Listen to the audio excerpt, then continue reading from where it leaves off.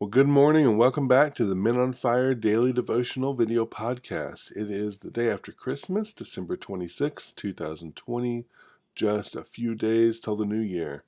For anyone new joining, the goal of this channel is to get men back into reading their Bible and spending time in prayer daily with God. Just 5 to 10 minutes per day, nothing too heavy, but making that connection to our lifeline to God is very important. I've always found that even beginning my day with this does wonders for me. Even when I'm not in the mood or don't want to believe it'll make an effect, it does have a positive effect, actually. So let's get started. We're on day 5 of 6 of the Being Better Husbands and Fathers devotional from the Uncommon series. So we'll start with the devotional here, and then we'll get into scripture. Bedtime, to the moon and back. Day 5, kids' bedtime routine. The division of house chores is an ever-changing activity based on our work schedules. In general, though, I get the kids up, dressed, and out the door, and my wife does the school pickup and dinner routine. The final stretch, that last half hour of bath time, kitchen cleanup, toothbrushing, pajama wrangling, we generally split according to who feels like doing what. But it turns out that there's one duty I should always take on, according to science, no less, the bedtime story. Kids who were read to by dad, according to a study by Harvard University researchers, have better developed language skills than kids who were read to by mom. So, if families have a choice, meaning the father is in the picture and present in the household, dad should take on the nightly bedtime story. Let's face it, most dads interact with their kids differently than mothers, and those differences can be hugely beneficial. Dad's roughhousing with the kids, for example, helps children sync physical action and mental concentration and helps them learn to regulate themselves.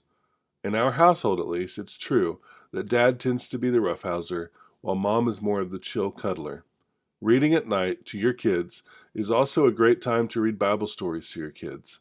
We have this huge picture Bible that my kids love.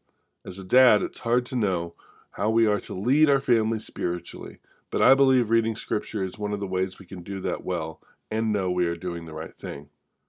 On another note, it gives your spouse a much needed break if they have been with the kids all day and need some time to reorganize the house before bed, or to step out for a break to run some errands out of the house.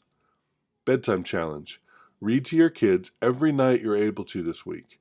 See how that impacts your relationship with your kids. Genesis 18:19 says, "For I have chosen him, so that he may command his children and his household after him, to keep the way of the Lord by doing righteousness and justice, so that the Lord may bring upon Abraham what he has spoken about him." As a dad, this is a great reminder to get back into this habit. This really hit home. I used to tell my children bedtime stories, even ones that I had made up, adventures about some characters that my dad created back when we were kids, and now I just say goodnight to them after their bedtime routine. Well, challenge accepted. I will do this more often. I think the Harvard University study is interesting as well. I will have to look up more on that, but I do believe it benefits children much more when they have a father and a mother present in their home.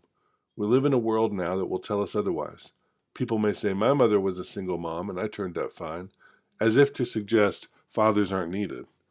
I find it interesting that some people who grew up in those situations can be oblivious about what they lacked, thinking their situation was 100% healthy, while others who didn't have it are very conscious of what they lacked.